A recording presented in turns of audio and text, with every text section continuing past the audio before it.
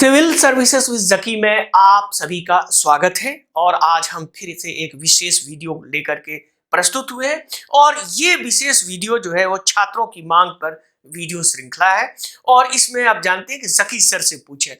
इस श्रृंखला में आप कोई भी प्रश्न भूगोल, पर्यावरण अथवा विज्ञान से संबंधित पूछ सकते हैं जो यूपीएससी अथवा कोई भी स्टेट पीसीएस से संबंधित हो सकता है, लेकिन मोस्टली हम इसमें यूपीएससी और आईएएस से संबंधित क्वेश्चन को ही डील करते हैं, तो आप इसमें कोई भी क्वेश्चन पूछ सकते हैं। इसी श्रृंखला के तहत हमारी छात्रा है केएम प्रीति, उनके द्वारा पूछा गया सवाल है चावल गहनता प्रणाली एसआरआई, जिसको शॉर्ट में कहते हैं सिस्टम ऑफ राइस इंटेंसिफिकेशन, क्या है और इसे जलवायु स्मार्ट पद्धति क्यों कहा जाता है। तो इसको लेकर के आज हम विभिन्न मुद्दों पे चर्चा करेंगे, लेकिन इससे पहले आप हमारे चैनल को सब्सक्राइब करना न भूलें, क्योंकि ये वीडियो काफी महत्वपूर्ण होने वाला है। इससे संबंधित क्वेश्चन 2022 में आ चुके हैं, 2020 में आ चुके हैं और भी मुख्य परीक्षा और पीटी में भी ये आ चुके हैं। तो अगर आपने प्रीवियस ईयर का क्वेश्चन बनाया होगा तो आप जरूर जानते होंगे इसके बारे में। तो चलिए देखते हैं आज बगैर रुके हुए कौन कौन से टॉपिक पे आज हम इसमें चर्चा करेंगे। तो सबसे पहले देखेंगे कि चावल गहनता प्रणाली, जिसको कहते हैं एसआरआई, यानी कि राइस सिस्टम ऑफ, इसको कहा जाता है SRI, system of rice intensification. तो ये शॉर्ट फॉर्म है राइस इंटेंसिफिकेशन का। तो एक तो ये हो गया। दूसरा, एसआरआई को जलवायु स्मार्ट कृषि पद्धति क्यों कहा जाता है, इस पे भी चर्चा करेंगे, ये क्यों जलवायु के लिए अच्छी है। उसी तरह से देखेंगे एसआरआई के मुख्य सिद्धांत क्या है, यानी एसआरआई जो है वो किन सिद्धांतों पे काम करता है। तो ये तीसरा। उसके आगे और हम इसमें देखेंगे कि गीला करने और सूखा करने की वैकल्पिक विधि, जिसको कहते हैं alternating waiting and drawing method, वो क्या है, जिसको शॉर्ट में AWD कहा जाता है, alternating waiting and drawing method. इस पे भी चर्चा हम लोग करेंगे। उसके साथ देखेंगे एसआरआई के क्या फायदे हैं, यानी एसआरआई जो है उसके क्या लाभ है। उसी तरह से देखेंगे इसके सीमाएं क्या है, यानी एसआरआई क्या हर जगह लागू हो सकता है या सर्टेन एरिया में लागू हो सकता है, तो इसको भी हम जांचने की कोशिश करेंगे। उसके साथ हम देखेंगे इसमें कि धान की खेती के विषय में कुछ मिथक क्या है। जैसे कि बहुत सारे लोग जो धान की खेती करते हैं उसमें बहुत सारे ऐसे मिथक्स हैं जो वैज्ञानिक दृष्टिकोण से अतर्क है, वो गलत है। तो वो क्या चीज गलत है, लोग क्या सोचते हैं, ये भी हम चर्चा करेंगे, इसलिए मेरे साथ आप बने रहें। इसके साथ एक और है कि एसआरआई प्लस क्या है। जब आप एसआरआई की बात करते हैं तो क्या इससे आगे हम क्या सोच सकते हैं, इसमें और कौन कौन से एग्रीकल्चर जो प्रणाली है उसमें इकोलॉजिकली जो एडवांस है उसको हम इसमें शामिल कर सकते हैं। तो ये सारे चीजों पे, इन सारी चीजों पे हम लोग चर्चा करेंगे। तो ये सारी चीजों को जानने के लिए आप जरूर यहाँ बने रहें। तो इस पे हम चर्चा करेंगे और आपको भी कोई प्रश्न हो तो आप जरूर कमेंट बॉक्स में लिखें और इसको सब्सक्राइब करना हमारे चैनल को ना भूलें। तो चलिए एक एक करते हैं। तो सबसे पहले एसआरआई क्या है, तो पहले इसके संदर्भ देखें कि ये क्यों है। क्योंकि ये जो यूपीएससी, जैसे मैंने आपको शुरू से ही कहा कि चाहे वो पीटी हो या मेंस हो, तो जो करंट अफेयर से रिलेटेड जो टॉपिक है, जो रिसर्च होते रहते हैं, वो पूछा जाता है और इसी संदर्भ में हम अपने कई वीडियो बनाते हैं। और आप जानते हैं इस साल भी हम 2024 के लिए बनाएंगे और आप ये लोग इस बार दे रहे तो संदर्भ है कि ये पहली बार 1980 के दशक में मेडागास्कर में विकसित की गई थी एसआरआई, चावल गहनता प्रणाली, और तब से दुनिया के देश इसका उपयोग कर रहा है। यानी अभी हम वर्तमान में देखें तो तकरीबन दुनिया के 40 देश इस कृषि पद्धति को अपनाए हुआ है और इससे काफी उन्हें लाभ हो रहा है। उसके साथ ही ये देखिए, तो ये जो हमारा ग्राउंड वाटर है, भूजल, उसको 15 से 20%, यहां देखिए 15 से 20% ये हमारे भूजल को बचाता है और ये क्या करता है, चावल उत्पादकता में सुधार भी करता है। तो ये सारी काम करता है। तो आखिर ये एसआरआई सिस्टम है क्या, यानी चावल गहनता प्रणाली या सिस्टम ऑफ राइस इंटेंसिफिकेशन क्या है। तो इसको चलिए एक एक करके देखते हैं कि चावल गहनता प्रणाली क्या है। तो इसको अगर हम देखें तो इसमें देखेंगे चावल गहनता प्रणाली में मुख्यतः आप देखेंगे कि 2-3 चीज, एक तो पौधे, मिट्टी, पानी और पोषक तत्वों का प्रबंधन को बदलकर विशेष रूप से इसमें देखिए जड़ों में अधिक वृद्धि प्राप्त करके सिंचित चावल उत्पादकता बढ़ाने की एक पद्धति है। तो मोटे तौर पे ये क्या है, एक तो आपको पौधा अच्छा होना चाहिए, मिट्टी की सुधार करें, और पानी जो कंट्रोल्ड वे में, और पोषक तत्व, ये चारों चीज को मिला के इसको सही प्रबंधन करके मेन काम होता है कि जड़ों की वृद्धि, इसका जो जड़ है वो सही होना चाहिए। और ये जो है सिंचित चावल प्रणाली है। तो ये एक सिस्टम जो है इसको शॉर्ट फॉर्म में एसआरआई कहा जाता है। तो नॉर्मली हम देखें तो ये जो हमारा एसआरआई है, इसको ये आप देखेंगे एसआरआई को, तो एसआरआई कोई तकनीक नहीं है, ये कोई टेक्नोलॉजी नहीं है, लेकिन एक विधि है एक प्रकार की, क्योंकि मौसम दर मौसम कुछ न कुछ अभी भी विकसित हो रहा है इस विधि में। जो नए नए इसमें चैलेंजेज आते हैं वो सब आगे हम लोग चर्चा करेंगे। तो वो सारी चीजें जैसे जैसे इसमें अधिक अनुभव प्राप्त होगा, किसान, वैज्ञानिक और अन्य लोग चावल को अधिक कुशल और टिकाऊ बनाने के लिए बुद्धि तथा अनुभव, यानी वैज्ञानिक अपना इंटेलिजेंस दिखाएंगे, किसान से अनुभव प्राप्त होगा, और इसका उपयोग करके आगे बेहतर चावल की पद्धति और विकसित की जा सकती है। तो ये एक सिंपल है आपका ये एसआरआई। अब हम देखेंगे एसआरआई के बारे में आगे कि इसको जलवायु स्मार्ट कृषि पद्धति क्यों कहा जाता है, यानी आपको इसको क्लाइमेट स्मार्ट एग्रीकल्चर मेथड्स क्यों कहा जाता है। तो इसको अगर हम देखें तो इसमें एक जलवायु स्मार्ट कृषि पद्धति है क्योंकि इसमें कई पर्यावरणीय लाभ है। इसको अगर हम देखेंगे तो ये पर्यावरणीय दृष्टि से काफी महत्वपूर्ण आपका हो जाता है। अब क्या क्या महत्वपूर्ण होता है तो चलिए देखें। इसमें कृषि रसायनों जो केमिकल्स होता है, फर्टिलाइजर्स वगैरह यूज करते हैं, उसका बहुत कम मात्रा में करते हैं। उसी तरह से पानी का उपयोग नियंत्रित रूप से किया जाता है। उसी तरह से मीथेन उत्सर्जन में भी कमी होता है। और ये तीनों चीज, मीथेन आप देखें तो हाईली पोटेंट ग्लोबल वार्मिंग का गैस है, तो ये सब चीज ग्लोबल वार्मिंग में योगदान देता है। यानी केमिकल फर्टिलाइजर हुआ या पानी का आप ज्यादा उपयोग कर रहे हैं, उसी तरह से मीथेन का उत्सर्जन। तो एसआरआई में देखें तो एसआरआई का और फायदा ये है कि जो इसके उपयोग करता है, जो एसआरआई अभी ये कर रहे हैं, उनमें से बहुत सारे का ये भी कहना है कि ये कीटों, बीमारियों, अनाज के टूटने और अधूरे अनाज, यानी जो अनाज का वेस्ट होता है उसमें और पानी ठहराव में कमी होता है। इससे अगर हम ये करें तो ये सारी चीज में, अब ये सारी चीज में कमी होगी तो ऑटोमेटिकली क्लाइमेट के लिए अच्छा होगा। इसी वजह से इसको क्या कहा जाता है, जलवायु स्मार्ट कृषि पद्धति। इसीलिए इसको क्या कहा जाता है, जलवायु स्मार्ट कृषि पद्धति। तो चलिए देखें ये पद्धति आखिर ये है क्या, इसको एक एक करके हम लोग देखें। तो इसके प्रमुख सिद्धांत क्या है, यानी किन सिद्धांतों पे हम एसआरआई को बनाते हैं या किन किन चीजों पे, इसको भी जानना अत्यंत महत्वपूर्ण है। और आप लोग जरूर हमारे साथ वीडियो के अंत तक बने रहे, क्योंकि एक एक क्वेश्चन जो है हो सकता है यूपीएससी के लिए काफी इंपॉर्टेंट हो आपको, और ये आईएएस में क्वेश्चन आ सकता है, मुख्य में, परीक्षा में, और आपको प्रारंभिक परीक्षा में भी। तो चलिए देखते हैं। तो एसआरआई की जो है 4 प्रमुख सिद्धांत है, जैसे कि मैंने बताया 4 प्रमुख सिद्धांत है, और जो निर्देशित करते हैं कि एसआरआई का उपयोग कैसे किया जाए, किस तरह से किया जाए। ये 4 है। नंबर 1, युवा स्वास्थ्य पौधे, यानी आप पौधे जो लेंगे, जो धान का बीज लेंगे, वो आपको युवा होना चाहिए, स्वस्थ, हेल्दी और स्वस्थ बीज को उत्पादन किया जाता है। दूसरी चीज जो होती है कम पौधे घनत्व, यानी एक पौधे और दूसरे पौधे के बीच में जो है घनत्व कम करना। जैसे सपोज करें यहां आपने एक पौधा लगाया और यहाँ एक पौधा, यहाँ एक पौधा, तो घनत्व कम हो गया। जबकि ट्रेडिशनल में आप लगाते हैं तो क्या होता है, यहाँ एक पौधा लगता है, फिर यहाँ एक पौधा, यहाँ, यानी इतनी दूरी में आप 5 पौधा लगाते हैं जहां सिर्फ आप 2 पौधा लगा सकते हैं। तो ये क्या होता है, उसका घनत्व में कमी। तीसरी चीज जो है मृदा संवर्धन, यानी मिट्टी जो है उसको ऑर्गेनिकली स्वस्थ बनाया जाता है, हेल्दी बनाया जाता है। यानी आप मिट्टी को आप स्वस्थ बनाएंगे, उसका घनत्व कम होगा, स्वस्थ पौधा लेंगे। और चौथा चीज जो है पानी का संयमित प्रयोग, यानी पानी को जो है वो नियंत्रित तरीके से आप इसका उपयोग करेंगे, यानी पानी को आप कंट्रोल्ड वे में यूज करेंगे। तो ये 4 प्रमुख सिद्धांत इसके हैं।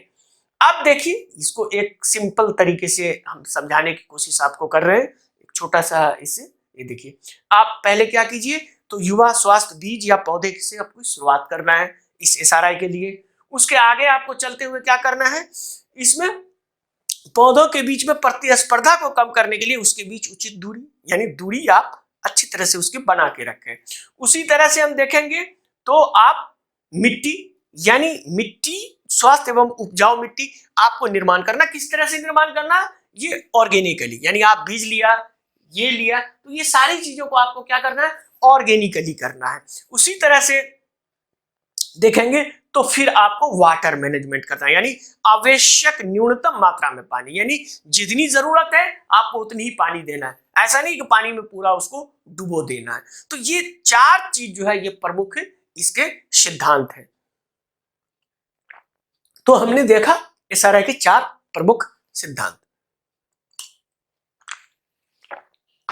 आगे चलते हैं, और इसमें जो सबसे महत्वपूर्ण है वो है गीला करने और सूखा करने की वैकल्पिक विधि, यानी alternating waiting and drawing system, जिसको AWT। ये काफी महत्वपूर्ण है, इसी के दारोमदार, इसी मैनेजमेंट पे आपका एसआरआई शामिल होता है, इसी पे रहता है। तो गीला करने और सूखा करने की विधि, जिसे आंतरायिक सिंचाई यानी रुक रुक करके सिंचाई, इसको आंतरायिक सिंचाई या इंटरमिटेंट इरिगेशन। तो इंटरमिटेंट इरिगेशन या आंतरायिक सिंचाई यानी रुक रुक करके, यानी इसको आप दूसरे तरीके से, दूसरे शब्दों में ये कह सकते हैं कि नियंत्रित सिंचाई तो के रूप में भी जाना जाता है। यानी चावल को खेतों में आपको क्या करना है, रुक रुक करके पानी, यानी अल्टरनेट करके रुक रुक करके पानी उपलब्ध कराना। तो अब ये रुक रुक करके पानी कैसे उपलब्ध करते हैं, इस पे भी चर्चा करते हैं।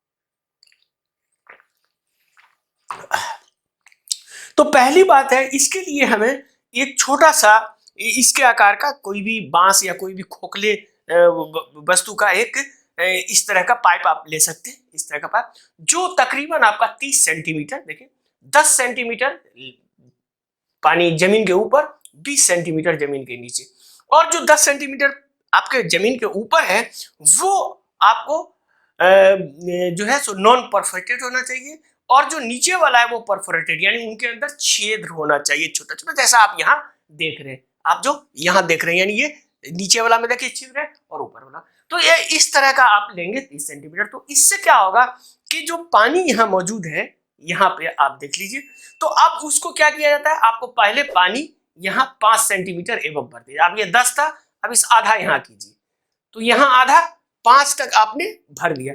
भरने के बाद क्या होगा, धीरे धीरे धीरे धीरे वो सूख के यहाँ चला आएगा। ये जो 20 था इसमें 15 सेंटीमीटर यहाँ देखिए, अब यहाँ आ गया। जैसे ही ये फिर सूख गया तो फिर पुनः इसको 5 सेंटीमीटर एवं कीजिए।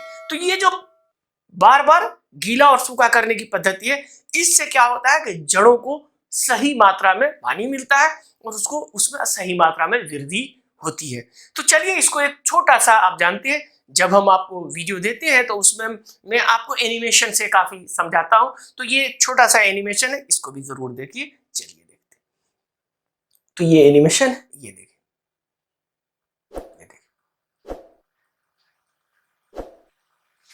तो ये एक है AWD जो इसको अल्टरनेट। अब ये देखिए, अब पहले आपने धान का यहाँ बीज रोप दिया, और इसमें जो यहाँ आप देख रहे हैं ये तकरीबन जो यहाँ है ये कितना है, 5 सेंटीमीटर ऊपर आपने पूरा खेत को आपने इस तरह से भर दिया। अब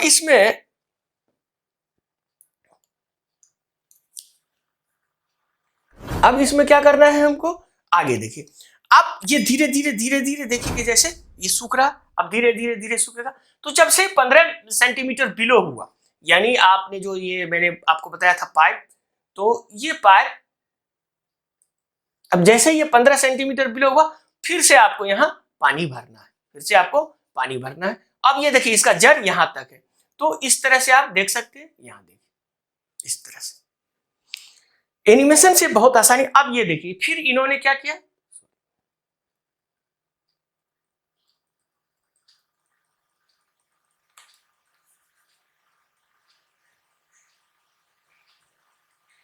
तो फिर यहां, अब चलिए, तो ये देखिए, तो यहां आप देखिए, तो फिर से जैसे 15 सेंटीमीटर बिलो हुआ, फिर आप इसको भर दिए। अब ये जो फिर भरे, तो अब इसमें आपको क्या करना था, ये 5 सेंटीमीटर आपको ऊपर भरना। फिर ये 5 सेंटीमीटर ऊपर आपने भरा, फिर देखिए उस तरह से, फिर वो धीरे धीरे धीरे, तो इस तरह से अल्टरनेट जो बार बार करते, इसी को alternate drawing and waiting system कहा जाता है, और इसको सेफ AWD कहा जाता है। यानी इसको आप सेफ AWD कहते हैं, यानी alternating waiting and drawing system. तो इस मेथड से बेसिकली फोकस जो होता है वो राइस का जो मतलब जो चावल है यानी धान जो है उसके जड़ पे होता है, यानी उसका जड़ को अच्छी तरह से उसको मतलब विकसित होने देना। अब वो विकसित होगा तो आगे चलते हैं, देखते हैं फिर क्या होता है। तो आई होप कि आपने alternating drawing and waiting system समझ गए।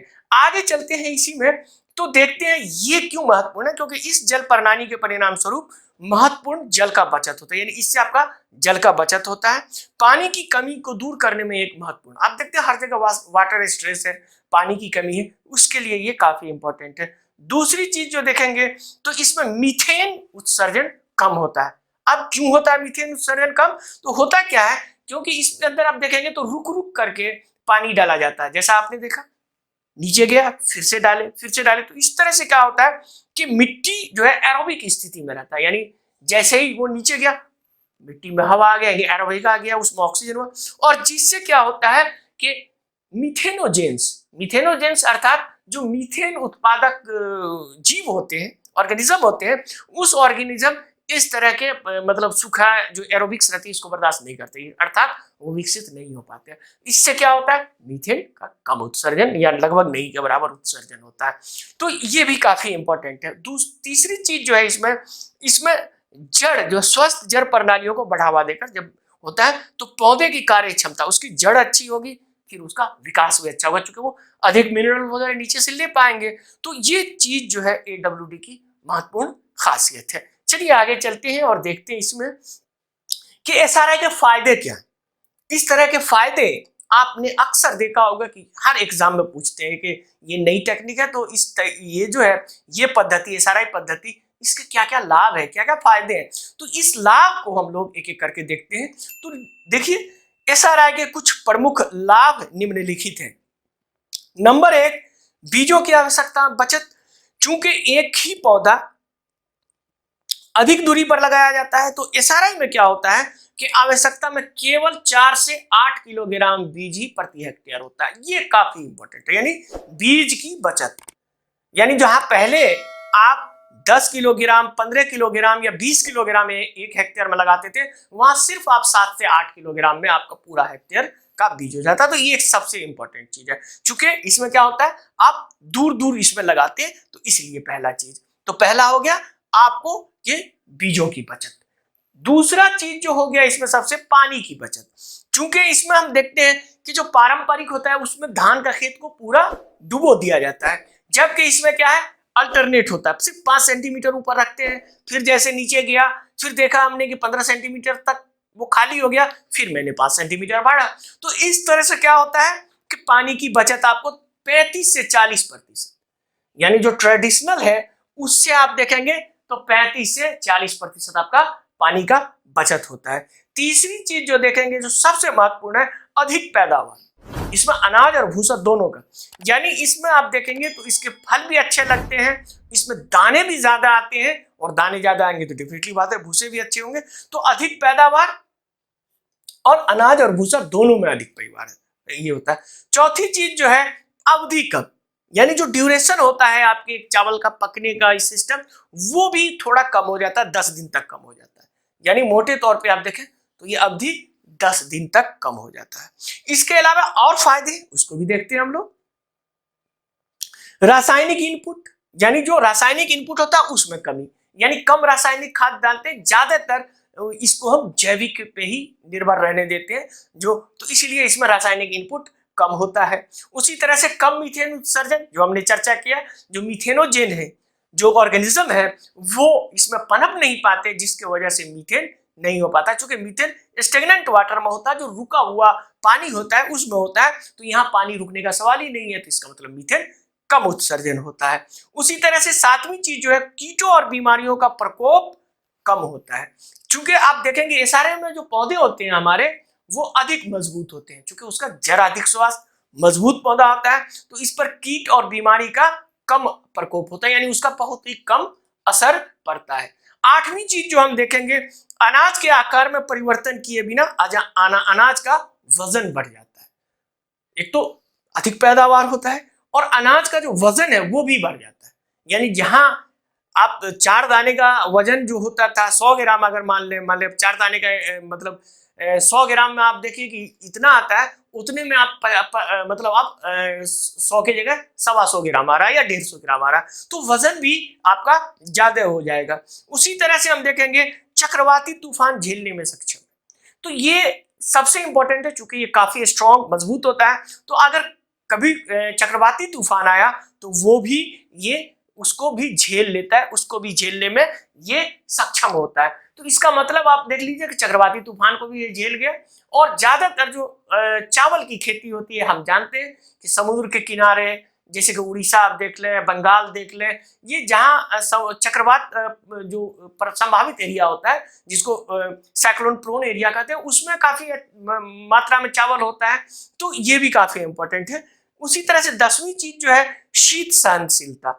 अब चूंकि ये सिस्टम जो है, जैसा कि मैंने बताया कि जहां पानी कम है वहां भी आप इसको कर सकते हैं, तो इसका मतलब ये हो गया कि थोड़ा सा आप सब ट्रॉपिकल एरिया में भी आप चावल उगा सकते हैं इस पद्धति का उपयोग करके।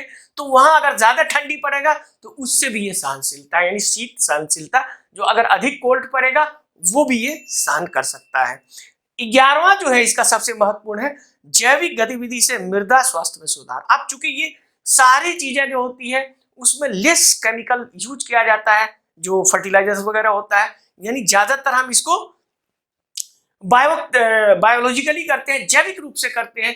तो बायो तरीके से जो करते हैं, जैविक रूप से जो करते हैं, तो इससे क्या होता है, जो मृदा रहता है उसके इसमें स्वास्थ्य होता है, वो हेल्दी आपका सॉइल बनता है। तो ये 11 चीज बहुत महत्वपूर्ण है। देखने में तो ये काफी अच्छा लग रहा है, ये सारा बहुत ही अच्छा है, लेकिन इसके कुछ सीमाएं भी हैं। जिस तरह से देखते हैं हर अच्छाई के बीच में कुछ ना कुछ मतलब एक सीमा होती है, लिमिटेशन होती है, तो वो लिमिटेशन देखते हैं कि आखिर क्या है, इसको भी आप समझिए, क्योंकि इस तरह के क्वेश्चन आपको यूपीएससी में मुख्य परीक्षा में पूछने वाले हैं, तो वहां आपको लिमिटेशन भी देना पड़ेगा। तो चलिए देखते हैं, लिमिटेशंस की बात करते हैं।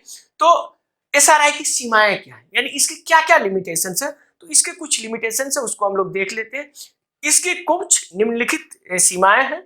उसमें नंबर 1 में है लेबर, श्रम। इसमें लेबर की काफी आवश्यकता होती है, शुरुआत में अधिक मजदूरों की आवश्यकता होती है और बड़े पैमाने पर उत्पादन के लिए ये उपयुक्त नहीं है।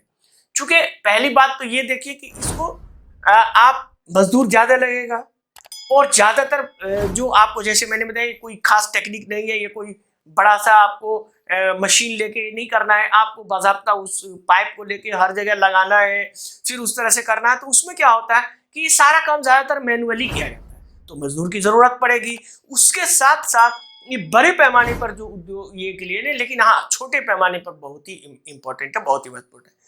दूसरा चीज देखिए कि कौशल, एसआरआई में पौधरोपण के लिए अधिक कौशल की आवश्यकता होती है, यानी जो एसआरआई है इसका जो कौशल है, इसमें मतलब स्किल है, स्किल लेबर होना चाहिए, अनस्किल्ड लेबर नहीं कर सकता, क्योंकि अनस्किल्ड लेबर में वो जड़ सही से नहीं पकड़ पाएगा, तो फिर वो सही तरीके से वो उसको पौधरोपण नहीं कर सकता, उसका ट्रांसप्लांट नहीं कर सकता है।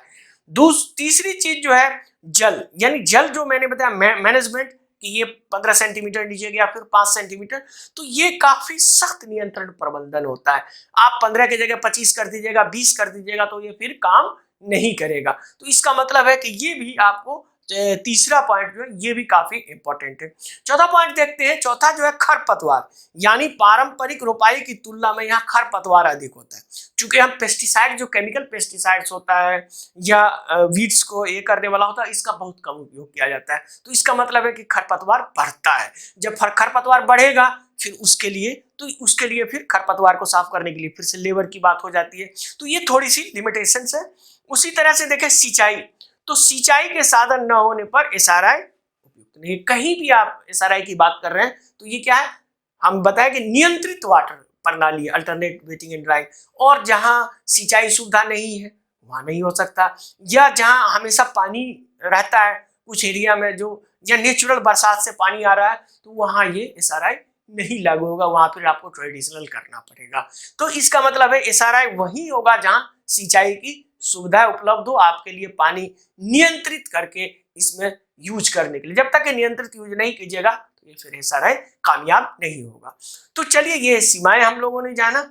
उसके बाद और इसमें देखते हैं कि कृषि के बारे में, खास करके जो धान की खेती है इसके बारे में कुछ मिथक है, कुछ मिथ है। इस मिथ को भी थोड़ा समझना चाहिए आप लोगों को, और खास करके हम अपने बच्चों को कहते ही है। तो आप लोग को अगर वीडियो ठीक लग रहा हो, अच्छा लग रहा हो, तो प्लीज इसको जरूर शेयर कीजिएगा। ये बहुत महत्वपूर्ण टॉपिक है और ये बहुत सारे बच्चों को काम आएगा, तो ये जरूर आप शेयर करेंगे। अगर आपको हमसे संपर्क करना हो तो आप हमारे चैनल पे जाएंगे, नंबर वगैरह सब मिल जाएगा। तो चलिए आगे देखते हैं। तो हर कोई मानता है कि चावल एक जलीय पौधा, सबसे बड़ा मिथ ये है कि चावल जलीय पौधा है, यानी aquatic plant. Rice is an aquatic plant, not aquatic plant. ये जलीय पौधा नहीं है। ये क्या है? जलीय पौधा नहीं है। ये पानी में जीवित रह सकता है, यानी आप पानी के अंदर देंगे तो ये जीवित रहेगा, लेकिन कम ऑक्सीजन पर ये आप देखेंगे कम ऑक्सीजन पर ये नहीं पनपता है, यानी अच्छी तरह से नहीं पनपता है। यानी रह सकता है, लेकिन जब कम ऑक्सीजन होगा, आपको कम ऑक्सीजन होगा तो ये फिर काम नहीं करेगा। ये मतलब आप देखेंगे तो चावल के पौधे में निरंतर जलपनावत के तहत, जैसे कि जानते हैं कि पहले ये है कि भाई चावल जलीय पौधा है तो लगातार जल पानी देते रहो, लेकिन उससे क्या दिक्कत होता है कि एयर पॉकेट जो उसका वो होता है वो डेवलप नहीं हो पाता है। तो एयर पॉकेट विकसित करने में वो सारी ऊर्जा खर्च कर देता है जो जड़ वगैरह रहता है। और इसमें देखेंगे तो तकरीबन जो स्टेगनेंट वाटर जो होता है उसमें 70% जड़ों की नोकें जो होती है वो फूल आने की अवधि तक नष्ट हो जाती है। अब आप समझ सकते हैं कि जो ट्रेडिशनल मेथड से आप कर रहे थे उसमें पानी काफी लगा दे रहे थे, उसमें सिर्फ 30% उसका जड़ बचता है, तो वो ऑलरेडी कमजोर आपका हो जाता है। जब उसका जड़ ही नहीं होगा तो कहां से आप कर पाएंगे। ठीक इसी तरह से, लेकिन एसआरआई की वजह से क्या हुआ, जब एसआरआई टेक्निक अपनाया गया तो ये 70% भी आपको स्वस्थ पौधा के रूप में बदला। तो बदला तो ठीक बात है, आपका वो मजबूत हुआ। तो ये काफी इंपॉर्टेंट है। तो ये जड़ जो है मजबूत आपका होना चाहिए, तभी आपके अच्छे फसल हो सकते हैं। इसीलिए मैं आप लोगों को कहता हूं कि आप आईएएस तभी बन सकते हैं जब आपका बेसिक फंडा क्लियर होना चाहिए। जब आपका जड़ ही नहीं मजबूत होगा, ऊपर कितनों ही नोट्स ले लो, दृष्टि का ले लो, फलाना ले लो, ठिकाना ले लो, जितने भी आप नोट्स ले लो, लेकिन आपका नहीं निकलेगा। और अगर आपका बेसिक मजबूत होगा तो सिर्फ एनसीईआरटी आपके लिए काफी है, और जो कोई भी टीचर आपको गाइड कर दे वो काफी है। तो चलिए आप हमारे साथ जरूर बने रहिए। थोड़ी सी और हम देखते हैं एसआरआई प्लस के बारे में कि एसआरआई प्लस क्या है। तो एसआरआई प्लस एक ऐसी टेक्निक है जिसको आप कह सकते हैं एग्रो इकोलॉजिकल प्रिंसिपल, जो कृषि पारिस्थितिकी सिद्धांत के आधार पर अन्य कृषि विधियों को एसआरआई के साथ जोड़ देना, संयोजन करना। ये कृषि प्रणाली और इसको जो कृषि मैनेजमेंट है उसके साथ पहचान करना। इसमें हम देखेंगे विभिन्न प्रकार के कृषि संबंधी सिद्धांतों और प्रथाओं को, यानी जो प्रैक्टिसेस है उसको एसआरआई के साथ इंटीग्रेट करना, एकीकृत करना कहते हैं। इसमें आप देखेंगे तो प्रमुख रूप से संरक्षण कृषि, जिसको कंजर्वेशनल एग्रीकल्चर कहते हैं सीए शॉर्ट में, एकीकृत कीट प्रबंधन, इंटीग्रेटेड पेस्ट मैनेजमेंट, जल संचयन यानी जो जल को जमा करने की विधि है, जलीय कृषि एक्वेटिक एग्रीकल्चर, बागवानी, जैविक या बायोचर चावल तथा भूसे का प्रबंध इसका प्रमुख उदाहरण आपका दे सकता है। तो अब ये सब में बहुत सारे ऐसी टेक्निक है जो आपको मुख्य परीक्षा के लिए बहुत ही इंपॉर्टेंट होने वाला है। जैसे कि आपने सुना होगा प्रिसीजन एग्रीकल्चर, ये क्या होता है। अब आप जानते हैं कि जो लेटेस्ट टेक्नोलॉजी है साइंस के डेवलप के बाद, ड्रोन से अब खेत की निगरानी किया जाता है। और जैसे कि केमिकल्स आप देते थे तो ऐसे दे देते थे, लेकिन कितना केमिकल्स किस जड़ में कैसे चाहिए इसको प्रिसाइज तरीके से, जिसको प्रिसीजन एग्रीकल्चर कहा जाता है, ये सब आप हमारे चैनल पे जरूर वीडियो देखेंगे। आपको जरूर ये सारी वीडियो मिलेगा और आप हमारे लाइव क्लास हमारे ऐप पे भी आ सकते हैं, और हम अपने ऐप पे अब सारा जो लेक्चर है वो आपको मिल जाएगा। इसके साथ ही हमारा करंट अफेयर्स जरूर आप लोग शामिल हो। करंट अफेयर्स जैसा कि आप जानते हैं कि पिछले बार 2022 और 2023 में 20+ क्वेश्चन आया, आप ये देख सकते हैं। ये दोनों वीडियो आप जाके जरूर देखिए, इसमें आप देख सकते हैं कैसे। और इस बार भी 2024 में हम ये सीरीज जनवरी से शुरू करने वाले हैं, लेकिन आप लोगों के फरमाइश पे, जैसे कि जकी सर से पूछे, आप जो भी पूछिएगा तो आज पूछेंगे, एक हफ्ता के अंदर मैं आपको वीडियो जरूर बना के देता हूं। काफी उस पर रिसर्च करके आपने आज देखा ही होगा आज का वीडियो। तो चलिए, वीडियो देखने के लिए आप सभी का बहुत बहुत धन्यवाद। लेकिन उससे पहले आपको अगर कोई भी क्वेश्चन पूछना हो, भूगोल, पारिस्थितिकी, पर्यावरण, विज्ञान, तो जरूर आप पूछिए, एकदम हिचकिचाइए नहीं, इनबॉक्स में जरूर लिखिए, आप कमेंट कीजिए, मुझे पता चलेगा कि आपने वीडियो देखा है और ये कमेंट है। तो चलिए, बहुत बहुत शुक्रिया आप लोगों को। अगर आप लोग सर का कुछ मदद करना चाहते हैं तो प्लीज इसको स्कैन करके कुछ जो भी आप चाहें मदद कर सकते हैं। सर का हाथ जरूर मजबूत कीजिए, आप इसको जरूर कुछ न कुछ आप दीजिए, जिसको दक्षिणा आप कह सकते हैं। तो चलिए, फिर से एक बार आप सभी का बहुत बहुत धन्यवाद। मिलेंगे फिर से हम अपने अगले लेक्चर में, तब तक के लिए आप सभी का फिर से बहुत बहुत धन्यवाद।